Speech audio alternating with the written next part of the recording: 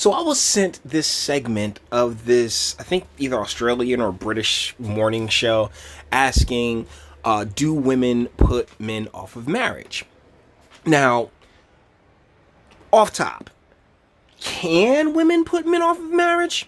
Hell yeah, easy. But as far as answering their question, that's what we're going to get into. And before we do that, yes, she can catch it. She's clearly past the wall. I mean, you can tell all up in her lips and her mouth, but it's still worth quite a few strokes. So let's get into this. Was talking earlier about marriage and who recently has got married, and actually I think marriage is actually, the statistics of marriage have halved, I think. Yeah. Do you think marriage is irrelevant? Is this why aren't men getting married? Well, the bottom line is it's a raw deal. For men, it's a really raw deal. The benefits are heavily outweighed by the dangers and the risks. If you're a man and you divorce, the outcome usually favours women massively. You can end up losing your home, half of your pension, half of your wealth. You can end up not seeing your children. And studies have shown that men are more adversely mentally affected by divorce than women. So, and there's also a lot less support network in place. And let me piggyback off of what he's saying, because he's right.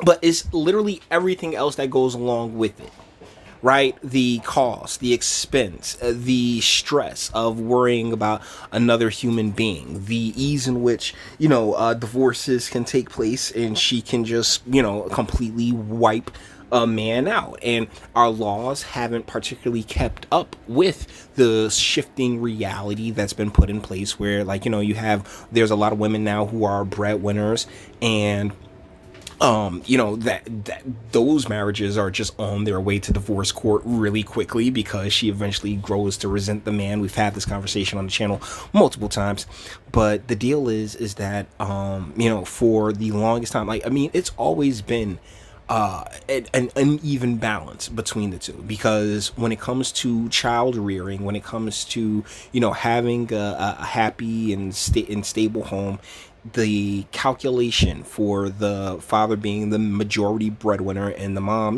being able to work if she wants to, having the option to work is what's optimal. But the moving of industry and multiple other factors, but particularly the moving of industry and replacing it with this gig economy where you can bust your ass 40 hours a week and still barely pull in 30,000 a year, then but how do I put it? The advancement in work or pay in work, which females get because you have a guy out there busting his ass at construction barely making 40 grand, whereas you'll have a female in somebody's boardroom making 120 grand. So those two elements don't particularly mix, and instead of accommodating our society and our laws to best navigate to keep the households and the families together, all the laws are actually bent towards destroying the family and making sure that, hey, it's advantageous for the mother to just cut her losses and break the family apart. Let's continue. Say that if a woman gets pregnant for a career choice, and I think that you have used the words that women do get pregnant for career choices, that's what they want to do, that if you were the guy and that you didn't approve or you didn't okay that pregnancy, then you, I know you use a term, I didn't like it actually when I read it. It was just like financial abortion, I think you say. Well, I didn't like that, but what that means is that you can say, right, okay, I had nothing to do with this, I didn't ask for it, you've surprised me with it, therefore I've got nothing to do with it, I won't support it. I actually really like that term, financial abortion, because we've given women the right to choose as to whether or not they'll carry through with the life. And it's like Dave Chappelle said in his stand-up special, my money, my choice. If she decides that she wants to go through with it, and well, cool, but the state's the dad now. And that's just making it official. As far as the state is that baby's father. You are, you and that child are off over there. And that man is left alone to his own devices. But that's really where you can tell that that this is geared towards keeping the men completely financially obligated to, basically just tying the men into debt and into debt to an extent, because You got to make sure that that man has to it's two of them laid down and made that baby. Very true. But we as a society, we give the female that pass to say, oh, well, I want to abort it. But if I don't abort it, I'm going to hold him financially responsible regardless of his say or not. I mean, that actually is a violation of constitutional rights. Well, what I was really saying is I was mooting that as like a hypothetical point to illustrate the fact that when it comes to power, although the illusion is that men have all the power, actually when it comes to kind of personal relationships and relationships between the sexes, women have most of the power. Well, that's true as well, but obviously babies are made by two people, so shouldn't men just... Well, and you hear it about to come off of the tip. Well, babies are made by two people, so shouldn't men sweetheart, you about to lose your strokes. You about to just start catching pumps. Use contraception. Just man up. Certain men just use contraception. That's a good point, actually. Because... yeah, man, you can bust like anywhere, but at the same time, there ain't nothing quite like going in raw. Let's be real. Can we stop pretending as if condoms are the nah? It's not. It's not nothing quite like us sliding through them all raw.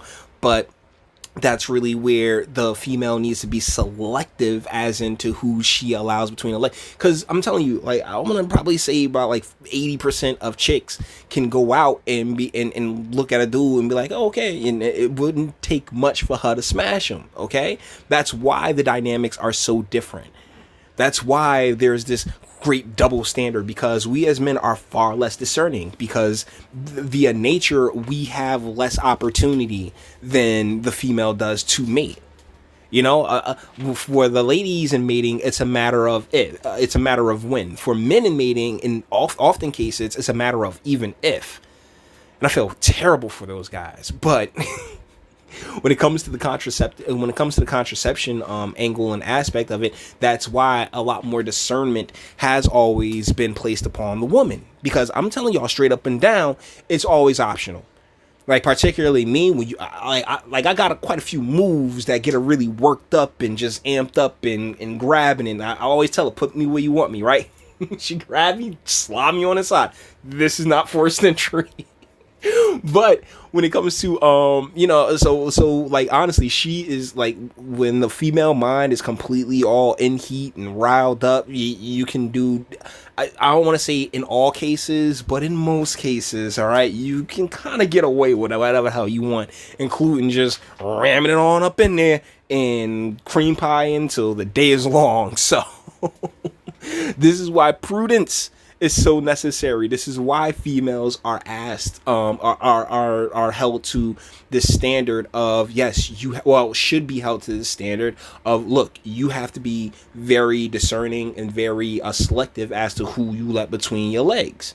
But female empowerment, that sexual liberation, all that other fun stuff, right? Well, unfortunately, women have the lion's share of contraceptive choices, and once a woman is pregnant, of course, the man has no say, and yet the consequences for his life are lifelong and huge. They have a huge impact. That's true, but if he'd taken precautions in the first place, he wouldn't have a baby. So Wow, you bitch. Deal is that if she sat there and didn't, and she still kept her legs closed, he wouldn't have a baby. You want to sit there and play the two game, but then you want to sit there and put the weight of the blame on a slider. Nah, sweetie. Like, wow. Oh, man, she needs a sense stick in her life, because that was the dumbest shit I've heard in a while. Men have to just use their brains rather than what's in their pants. Absolutely. And look, don't get me wrong, there are plenty of reckless men and plenty of responsible women out there. And of course, not all women get pregnant as... Now, this is him just being polite, because this is just the guy being polite, okay? He's being polite. He's on television. He is... he's like, I think British or something. So, like... as an American, a lot of Brits just come across as insanely effeminate to me. But he's being super polite. But no, darling. Like, that's a part of the responsibility of the woman is in picking somebody decent to let between her legs. That's why fathers used to choose for their daughters, because they knew their daughter. And human nature for all that time knew that, if we let our daughters just smash whoever they want, it's going to be a shit show. Welcome to 2020, everybody. career choice. That was a sample of a study that I was quoting. But, you know, there are instances, like look at Liz Jones at the Daily Mail. She famously stole the sperm from her husband's condom. She violated his choice about fatherhood, and that could have changed his life forever. It did change his life for forever. I mean, I'm not familiar with the story because I'm not, a Brit. But like, if she got pregnant and she stole us semen and she got pregnant, and like, yeah, that did change his life forever. I mean, prayerfully, nothing came of it. Like, it was all dead by the time she was able to get it up in a snatch. But either ways, it is ridiculous, man. Like, and they're just, and you got this, like, oh, like, it's so much like feminine energy, even from the guy that's arguing on behalf of masculinity. It's just so feminine. And this white-haired guy right here, I mean, him and the younger, because she's not a young lady, but the younger lady next to him. Nice chesticles, though. They're just like, oh no, it's on the man, because he's the one that we place all the responsibility on. Even though we've told women, by all means, you can do whatever you want. Like, you can't do that. That responsibility pendulum got to swing both ways, darling. Have you been hurt? Did he just ask, have you been hurt? Hold on, let's run it back one more time. Sorry about the volume. I don't know what the heck is going on here. Violated his choice about fatherhood, and that could have changed his life forever. Have you been hurt? Have you been hurt?